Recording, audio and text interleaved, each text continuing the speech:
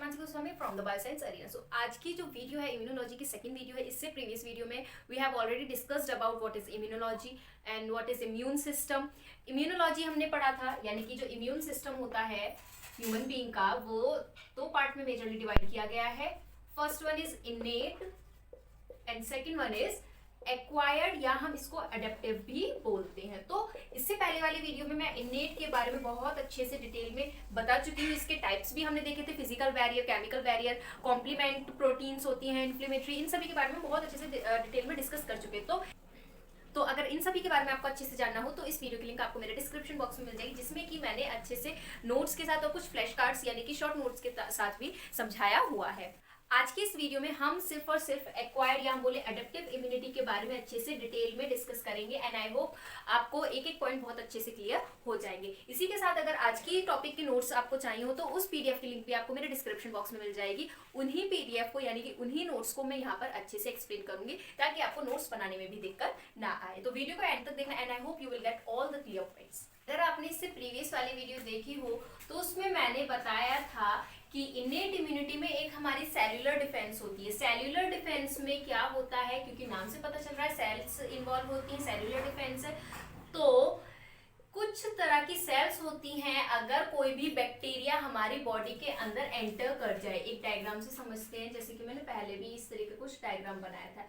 मान लीजिए वैसे फिजिकल बैरियर हमारा स्किन होता है, स्किन किसी भी तरह का बैक्टीरिया हो या कोई भी पैथोजन हो उसको रोक लेता है। इन केस अगर हमें वाउंड हो जाए यानी कि कोई चोट लग जाए तो ये हमारा स्किन का चोट वाला एरिया है जहां पर हमें चोट लगी हुई है।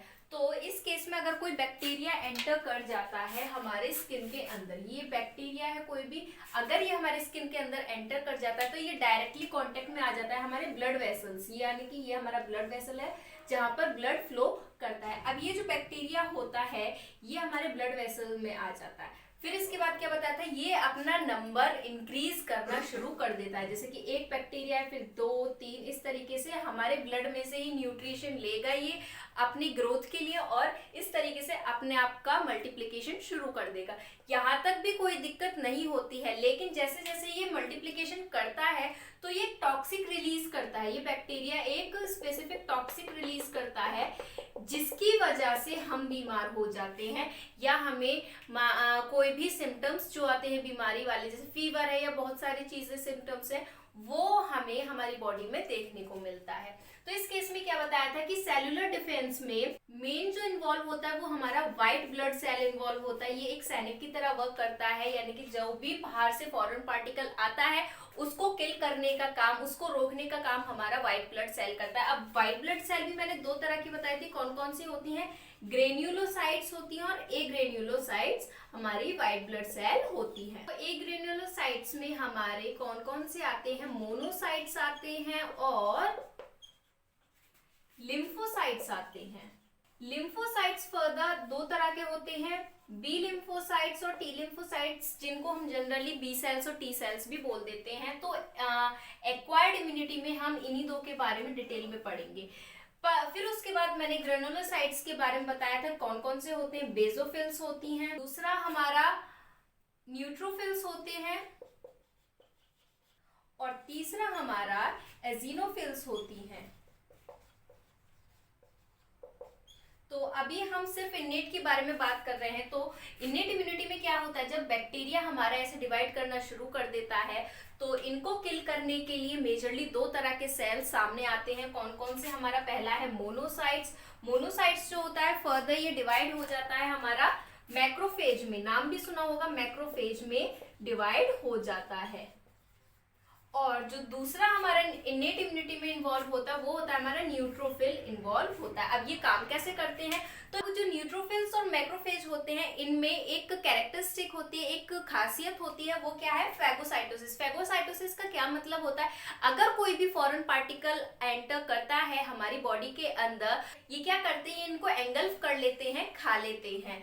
तो इस तरीके से इन्नेट इम्यूनिटी में ये दोनों अपना रोल प्ले करते हैं। सबसे पहले कौन सा सेल जाता है किसी भी बैक्टीरिया को किल करने के लिए? न्यूट्रोफिल सेल हमारा सबसे पहले पहुंचता है, और most abundant white blood cell हमारा न्यूट्रोफिल ही होता है। कभी आपने देखा होगा, कभी चोट लग जाती तो व्हाइट पस सा निकलता है, वो जो पस होता है वो कुछ नहीं होता, वो सिर्फ न्यूट्रोफिल की डेड सेल्स होती हैं। वो व्हाइट पस जो निकलता है वो क्या होता है? न्यूट्रोफिल्स होती हैं।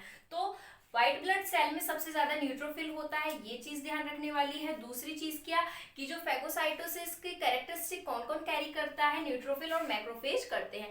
जो न्यूट्रोफिल होता है बेशक से वो काफी ज्यादा अमाउंट में होता है, लेकिन ये साइज में काफी छोटा होता है, और जो मैक्रोफेज होता है, मैक्रोफेज काफी बड़ा होता है। तो क्योंकि इनके साइज की वजह से न्यूट्रोफिल एक टाइम पर बस एक ही बैक्टीरिया को एंगल्फ कर सकता है, एक ही बैक्टीरिया के साथ ही अपना फेगोसाइटोसिस दिखा सकता है।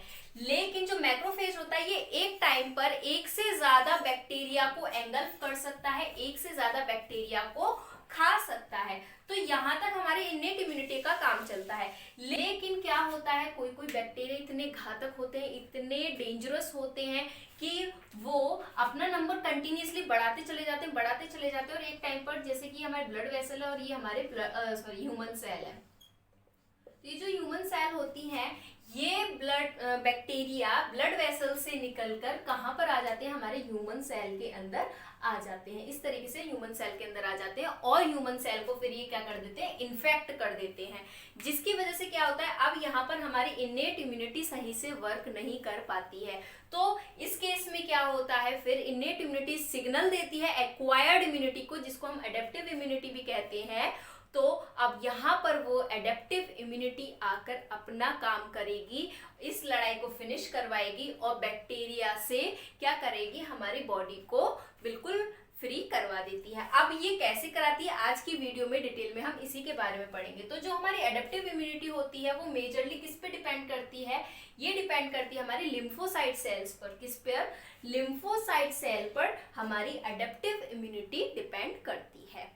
तो लिम्फोसाइट सेल भी हमारी दो तरह की होती हैं। पहला है हमारी बी लिम्फोसाइट्स, और दूसरा कौन सी होती है? हमारी टी लिम्फोसाइट्स होती हैं, जिनको हम बी सेल्स और टी सेल्स भी बोल देते हैं। तो मेजरली जो हम पढ़ते हैं एडेप्टिव इम्यूनिटी में, वो हम बी सेल्स और टी सेल्स के बारे में पढ़ते हैं, कैसे ये अपना रोल प्ले करेंगी, कैसे इस बैक्टीरिया को ये किल करेंगी। तो ये सब हम एडेप्टिव इम्यूनिटी में पढ़ेंगे। तो जो हमारी एक्वायर्ड इम्यूनिटी होती है, एक्वायर्ड बोल दो या एडेप्टिव बोल दो, या हम इसको स्पेसिफिक भी बोलते हैं। इन्नेट को हम क्या बोलते हैं? इन्नेट को हम नॉन स्पेसिफिक इम्यूनिटी बोलते हैं, और एडेप्टिव को हम स्पेसिफिक इम्यूनिटी बोलते हैं। क्यों बोलते हैं ये मैं प्रीवियस वीडियो में बता चुकी हूँ। तो एक्वायर्ड इम्यूनिटी जो होती है ये मेजरली दो तरह की होती है। First one is humoral immunity, second one is cell mediated immunity. Humoral immunity जो होती है इसमें इन्वॉल्व होते हैं हमारे बी सेल्स। कौन से इन्वॉल्व होते हैं? बी सेल इन्वॉल्व होते हैं। ये बात ध्यान रखने वाली है कि किस इम्यूनिटी में कौन से सेल वर्क करते हैं और किस तरीके से ये फंक्शन करते हैं। और सेल मीडिएटेड इम्यूनिटी में जो हमारे इन्वॉल्व होते हैं वो होते हैं हमारे टी सेल्स इन्वॉल्व होते हैं। तो पहला पॉइंट तो ये बहुत इंपॉर्टेंट है याद रखने के लिए कि कौन सी सेल किस इम्यूनिटी में वर्क करती है। अब इन्हीं के बेसिस पर हमारा पूरा इम्यून सिस्टम वर्क करता है। हमारी बॉडी में लिम्फ नोड नाम के स्ट्रक्चर होते हैं, जिनमें ये जो सेल्स होती हैं स्टोर होती हैं, अपने सही से रखी हुई होती हैं। जब इनकी ज़रूरत पड़ती है तब ये एक्टिव होती हैं, तब ये अपना काम करती है। लेकिन उससे पहले ये इनका कोई काम नहीं होता है, क्योंकि इन्नेट इम्यूनिटी अपना काम कर रही होती है। जब इन्नेट इम्यूनिटी बेचारी थक जाती है, वो इतने सारे बैक्टीरिया को नहीं किल कर पाती है, तब ये आते हैं, तब ये अपना रोल प्ले करते हैं। तो सबसे पहले एक स्ट्रक्चर बना लेते हैं जिससे कि हमें और अच्छे से समझ में आ जाएगा। ये हमारी स्किन है, यहाँ से कोई भी बैक्टीरिया एंटर हमारा ये कर गया था, यहाँ तक तो हमें ये समझ में आ चुका है। फिर ये बैक्टीरिया हमारे ब्लड वेसल में एंटर कर गया था, ये हमारे ब्लड वेसल्स हैं, इसने अपना नंबर इंक्रीज कर लिया, यहाँ तक कोई दिक्कत नहीं हुई इस बैक्टीरिया को। अब हमारी जो ह्यूमन सेल होती हैं इन पर ये आके इन्होंने अटैक करना शुरू कर दिया। जैसे मान मान लीजिए इन्होंने अब तक सिर्फ और सिर्फ 2 सेल को ही ये इन्फेक्ट कर पाए, एक ये सेल और एक ये सेल, इनको इन्होंने इन्फेक्ट कर दिया है अपनी एंट्री लाकर। अब तो क्या होता है, क्योंकि हमारा मैक्रोफेज सेल बिल्कुल असमर्थ हो जाता है इन बैक्टीरियाज को किल करने के लिए, क्योंकि ये कंटिन्यूसली बढ़ते रहते हैं। तो अब ये जो मैक्रोफेज सेल होता है ये सिग्नल भेजता है एक तरह की सेल को, जिस सेल को हम क्या बोलते हैं, डेंड्रिटिक सेल बोलते हैं। तो डेंड्रिटिक सेल को मैक्रोफेज सिग्नल भेजेगा। डेंड्रिटिक सेल को हम brain of the immune system भी बोलते हैं, क्योंकि डेंड्रिटिक सेल ही आगे जितना भी हमारा प्रोसेस होगा, बी सेल एक्टिव होंगी, टी सेल एक्टिव होंगी, वो इसी की वजह से होती हैं। जैसे मान लीजिए ये हमारा क्या है, डेंड्रिटिक सेल है। तो डेंड्रिटिक सेल एक्चुअल में इस तरीके का होता है, जैसे डेंड्राइट्स निकले होते हैं ना हमारे न्यूरॉन्स में, कुछ इस तरीके का होता है। तो इसीलिए हम इसको डेंड्रिटिक सेल भी बोल देते हैं, जिसको हम brain of the immune system बोलते हैं। तो ये क्या करेगा, इनमें से ये एक बैक्टीरिया को एंगल्फ कर लेगा। इसके पास भी प्रॉपर्टी होती है फैगोसाइटोसिस की। तो ये हमारे ब्लड वेसल में जाकर एक बैक्टीरिया को एंगल्फ कर लेता है। ये क्या करेगा, इस बैक्टीरिया को एंगल्फ कर लेगा। अब जैसे ये बैक्टीरिया अपने अंदर लेगा, इसके छोटे छोटे टुकड़े कर लेगा फैगोसाइटोसिस प्रोसेस की मदद से, और उसके बाद इसके ऊपर एक रिसेप्टर प्रेजेंट होते हैं।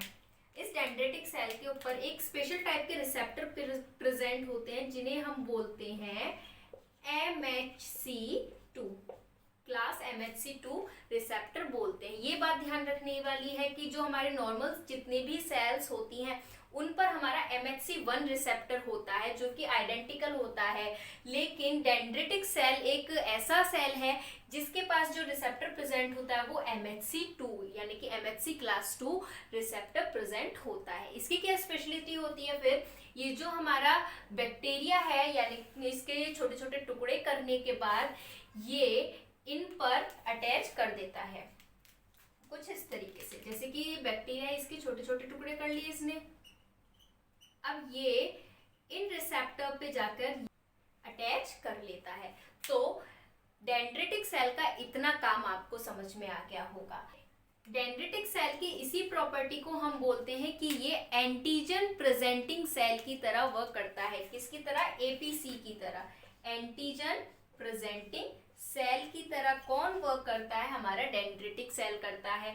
इसी नाम से समझ में आ रहा है कि ये जो हमारा एंटीजन है, फॉरेन पार्टिकल है, ये प्रेजेंट करता है। अब ये क्या करेगा, ये सेल जाएगा और बी सेल्स और टी सेल को रिप्रेजेंट करेगा कि देखो इस तरीके का बैक्टीरिया आया है और अब तुम्हें इसी बैक्टीरिया के अगेंस्ट में एंटीबॉडीज बनानी है या फिर तुम्हें अपना वर्क करना है। तो हम इसीलिए एक्वायर्ड इम्यूनिटी को स्पेसिफिक इम्यूनिटी बोलते हैं, क्योंकि जितने भी तरह के हमारे बैक्टीरिया होते हैं या फॉरेन पार्टिकल कैसे भी होते हैं, उन सभी के लिए अलग अलग तरह की बी सेल्स और टी सेल्स वर्क करती हैं। ऐसा नहीं है एक तरह का हमारा फॉरेन पार्टिकल आ गया यानी कि एक तरह का हमारा बैक्टीरिया आ गया तो उसके लिए हर तरह की बी सेल्स या टी सेल्स काम कर सकती हैं। हर बैक्टीरिया के लिए, हर वायरस के लिए, कोई भी फॉरेन पार्टिकल हो, सभी के लिए जो बी सेल्स और टी सेल्स होती हैं वो स्पेसिफिक होती हैं। तो इसीलिए हम एडेप्टिव इम्यूनिटी को स्पेसिफिक इम्यूनिटी बोलते हैं। अब ये जो हमारा डेंड्रिटिक सेल होता है ये जाता है लिम्फ नोड में।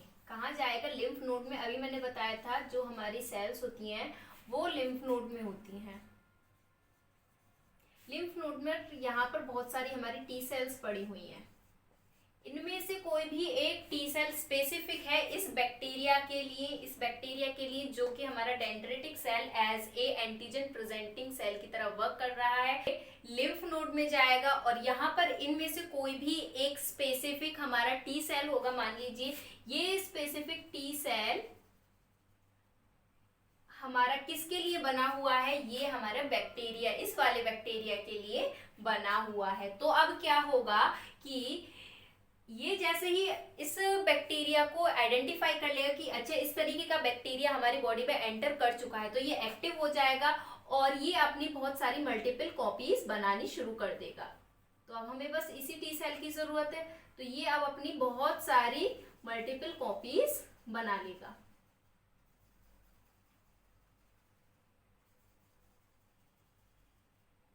अब ये जो होती हैं टी सेल्स, ये एक तरह की नहीं होती, ये अलग अलग तरह की बनाता है। इनमें से कुछ तो ये बनाता है टी हेल्पर सेल, नाम भी सुने होंगे आपने 12th क्लास में भी।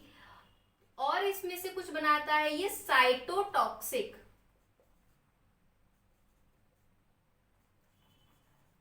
और इनमें से कुछ ये बनाता है मेमोरी सेल्स।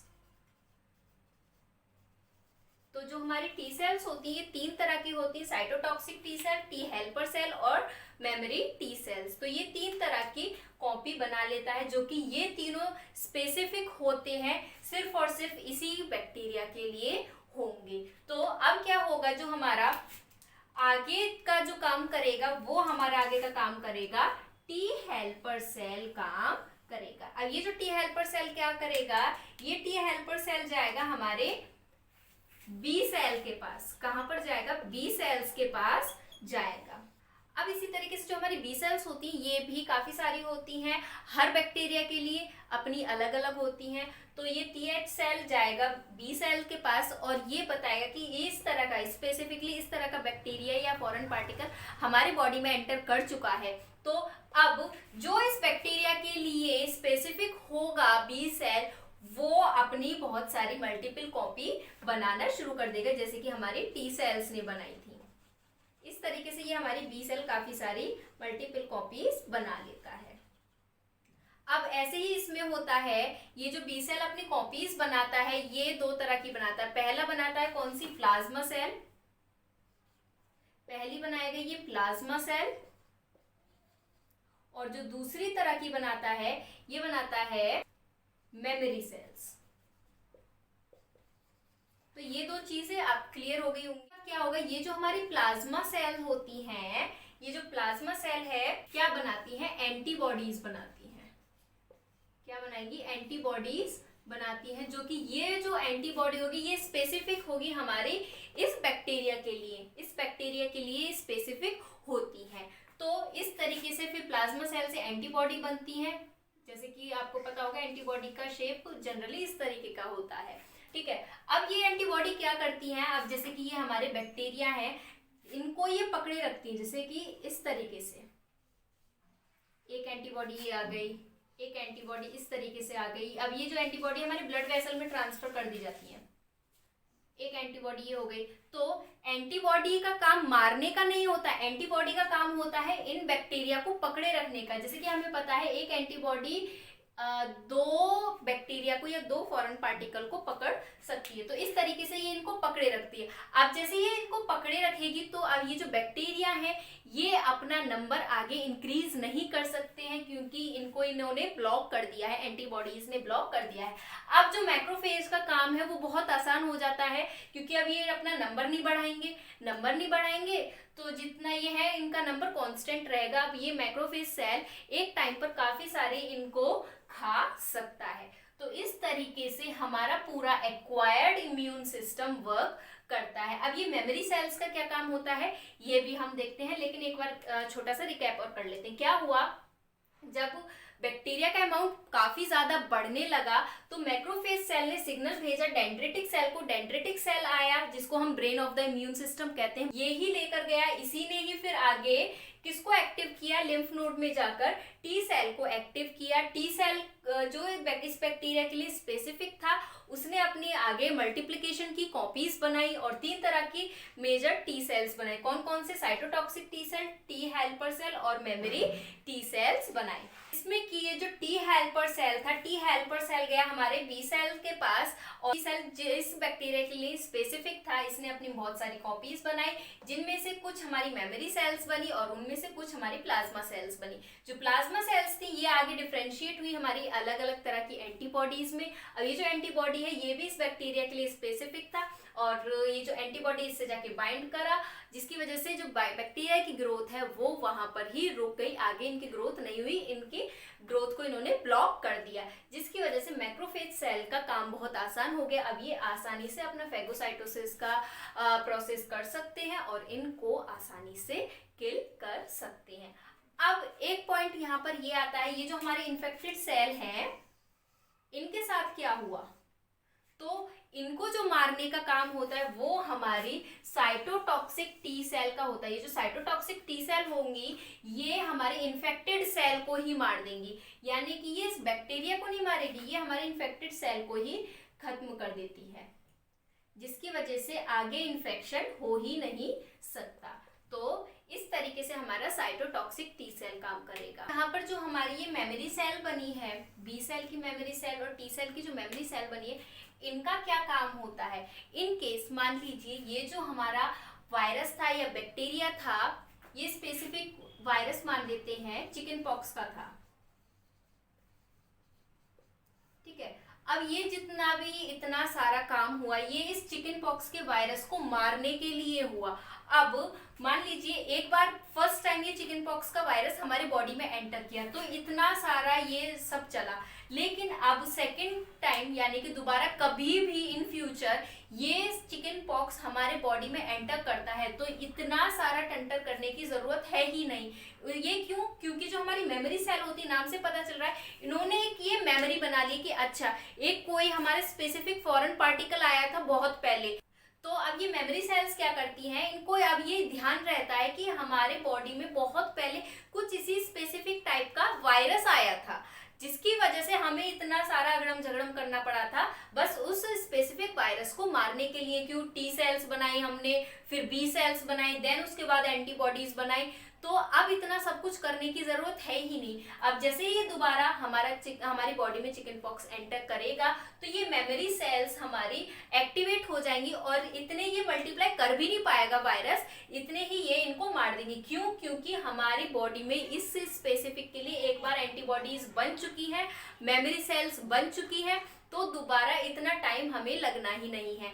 तो यही कहा जाता है कि जिंदगी में एक बार अगर किसी भी इंसान को चिकन पॉक्स होता है, फर्स्ट टाइम होता है, तो वो जरूर बीमार पड़ता है क्योंकि इतना सारा अगड़म झगड़म चलता है, ठीक है। लेकिन जब सेकंड टाइम होता है तो वो बीमारी नहीं हो पाता। क्यों? क्योंकि जो बीमार होने के लिए जो सिम्टम्स होते हैं उसको रिप्रेजेंट करने से पहले ही हमारी जो मेमोरी सेल्स होती हैं इस वायरस को किल कर देती हैं। क्यों? क्योंकि इसके अगेंस्ट एंटीबॉडीज बन जाती हैं। एक्वायर्ड इम्यूनिटी के कुछ पॉइंट्स हैं वो मैं आपको बताऊंगी एंड आई होप अब आपको वो एक एक पॉइंट बहुत अच्छे से क्लियर हो जाएंगे। पहले क्या? Gained after birth. हमने ये देखा एक्वायर्ड इम्यूनिटी हमें जन्म से ही नहीं मिली, इनेट इम्यूनिटी हमें जन्म से मिली हुई है, लेकिन एक्वायर्ड इम्यूनिटी हमें जन्म से नहीं मिलती है। कब मिलती है? जब वो स्पेसिफिक पैथोजन हमारे बॉडी के अंदर फर्स्ट टाइम एंटर करेगा, तब उसके अगेंस्ट एंटीबॉडीज बनती है, बी सेल्स टी सेल्स अपने स्पेसिफिकली कॉपीज बनाती हैं, तब जाके ये हमारी एक्वायर्ड इम्यूनिटी एक्टिव होती है। तो पहला पॉइंट क्लियर हो गया। दूसरा क्या है? पैथोजन स्पेसिफिक होता है, अभी बताया मैंने। ऐसा नहीं है कि एक ही तरह की जो हमारी एक्वायर्ड इम्यूनिटी हमने एंटीबॉडी बनाई, तो जैसे कि हमने अभी चिकन पॉक्स वायरस के बारे में देखा, तो जो चिकन पॉक्स वायरस का एंटीबॉडी बनी वो और वायरस के लिए या और बैक्टीरिया के लिए काम कर जाएगी, ऐसा नहीं होता है। तो हर पैथोजन के लिए ये स्पेसिफिक होता है। दूसरी चीज क्या? इसका रेस्पॉन्स। रेस्पॉन्स में क्या है? ये प्राइमरी और सेकेंडरी रेस्पॉन्स दिखाता है। प्राइमरी रेस्पॉन्स में क्या है? जैसे कि चिकन पॉक्स का वायरस हमारे बॉडी के अंदर एंटर किया, इतना लंबा प्रोसेस चला, तब जाके एंटीबॉडी बनी, तो ये प्राइमरी रेस्पॉन्स होगा। उस एंटीबॉडी के लिए हमारा जो पहला रेस्पॉन्स हुआ तो उसको हम बोलेंगे प्राइमरी रेस्पॉन्स। लेकिन अब क्या होगा? वो जो हमारी बी और टी सेल्स होती है, मेमोरी बी सेल्स और मेमोरी टी सेल्स, ये जो होती हैं ये हमारे स्प्लिन में या फिर लिम्फ नोड में जिंदगी भर के लिए स्टोर रहती हैं। अगर स्पेसिफिकली उस वायरस का वो वायरस दोबारा से एंटर कर जाता है तो फटाक से इतना लंबा प्रोसेस करने की जरूरत नहीं है। उसमें सिर्फ क्या होगा? वो तुरंत से बस एंटीबॉडीज बनाएंगे क्योंकि उन्हें पता है कि ये किस चीज के लिए है। तो वो हमारा जो होता है वो हमारा सेकेंडरी रेस्पॉन्स होता है, जब कोई भी पैथोजन सेकेंड टाइम वो ही सेम एंटर करेगा। अगला क्या? इम्यूनोलॉजिकल मेमोरी, यानी कि इसके अंदर ये मेमोरी होती है, B cell, B memory cell, T memory cell अपनी मेमोरी बना के रखती है कि हाँ ये पहले आया था, अब ये दोबारा आएगा, तो हमें इतना लंबा कुछ भी नहीं करना है, हमें सीधे सीधे इसको गेट आउट कर देना, वहीं से बाहर निकाल देना है। तो ये इम्यूनोलॉजिकल मेमोरी रखता है।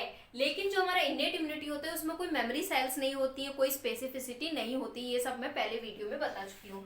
अगला क्या है? Slow response. In comparison to innate immunity. Innate immunity हमारे कुछ घंटों का होता है, कुछ ही टाइम का होता है इन्नेट इम्यूनिटी, लेकिन जो हमारा एक्वायर्ड इम्यूनिटी होता है ये काफ़ी टाइम ले लेता है। काफ़ी टाइम से क्या मतलब है, कुछ दिन भी लगा देता है कि फर्स्ट टाइम में इंसान बीमार भी हो जाता है, कुछ हफ्ते भी लगा देता है। तो ये स्लो प्रोसेस होता है फर्स्ट टाइम के लिए, सिर्फ सेकेंड टाइम के लिए इसका क्विक रेस्पॉन्स होता है। अगला क्या, जो इसमें मेजर सेल इन्वॉल्व होती है वो कौन कौन सी होती है, हमारी टी सेल्स, बी सेल्स और एपीसी यानी कि एंटीजन प्रेजेंटिंग सेल, जो कि हमने डेंड्रिटिक सेल देखी थी। तो अब इसके बाद एक और नया पॉइंट आता है, जो हमारे एक्वायर्ड इम्यूनिटी होती है वो एक्टिव भी हो सकती है और पैसिव भी हो सकती है। अब ये दोनों चीजें क्या है, एक्टिव इम्यूनिटी से क्या मतलब है कि जो हमारी इम्यूनिटी डेवलप हो रही है, एक्वायर्ड इम्यूनिटी डेवलप हो रही है, वो हमारे पैथोजन की वजह से हो रही है। जब कोई भी फॉरेन पार्टिकल हमारे अंदर एंटर करेगा तो वो एक्टिव इम्यूनिटी होगी। अभी जितना भी हमने ये पूरा प्रोसेस देखा था ये हमारा एक्टिव इम्यूनिटी था। एक्टिव से मतलब हम ऐसे समझ सकते हैं एनर्जी चाहिए, ठीक है। तो इतना फोर्स करने के लिए, यानी कि इम्यून सिस्टम को हमारे को डेवलप करने के लिए, स्पेसिफिक पैथोजन को मारने के लिए हमें फोर्स लगानी पड़ रही है, इतना काम करना पड़ रहा है, तो वो हमारी एक्वायर्ड इम्यूनिटी होगी, जो कि हमारा कैसे होता है, by natural exposure of pathogen की एंट्री की वजह से होता है। अब ये हमारा नेचुरली भी हो सकता है और आर्टिफिशियली भी हो सकता है। नेचुरली कैसे कि अपने आप से कोई पैथोजन एंटर कर जाता है तो वो हमारा नेचुरल होगा। आर्टिफिशियल कैसे, by the process of vaccination. Vaccination के थ्रू हम क्या करते हैं, अपनी एक्टिव इम्यूनिटी को एक्टिव करते हैं, यानी कि एक्वायर्ड इम्यूनिटी को एक्टिव करते हैं। On the other hand passive immunity क्या कहता है, पैसिव इम्यूनिटी में कोई पैथोजन की जरूरत है ही नहीं, किसी पैथोजन को हमें हमारे बॉडी में एंटर कराने की जरूरत नहीं है। ये जो होती है हमारी नेचुरली हमें मदर से मिलती है। कैसे, या तो बाय द प्लेसेंटा, दूसरा कैसे, ब्रीस्ट मिल्क के थ्रू हमें किससे मिलती है, मदर से मिलती है। तो इसमें कोई पैथोजन की जरूरत नहीं है, तो पैसिवली कोई एनर्जी की, कोई फोर्स लगाने की जरूरत है ही नहीं। ये हमें नेचुरली हमारी मदर से मिलती है, किसके थ्रू, प्लेसेंटा के थ्रू और ब्रीस्ट मिल्क के थ्रू। तो ये पॉइंट याद रखने वाली है। एक्टिव इम्यूनिटी में क्या आता है, वैक्सीनेशन आपका एक्टिव आर्टिफिशियल इम्यूनिटी में आता है, और पैथोजन का एक्सपोजर भी आपका एक्टिव इम्यूनिटी में आता है। ब्रीस्ट मिल्क, प्लेसेंटा के थ्रू जो हमें इम्यून सिस्टम मिलती है वो हमारी पैसिव इम्यूनिटी में आती है।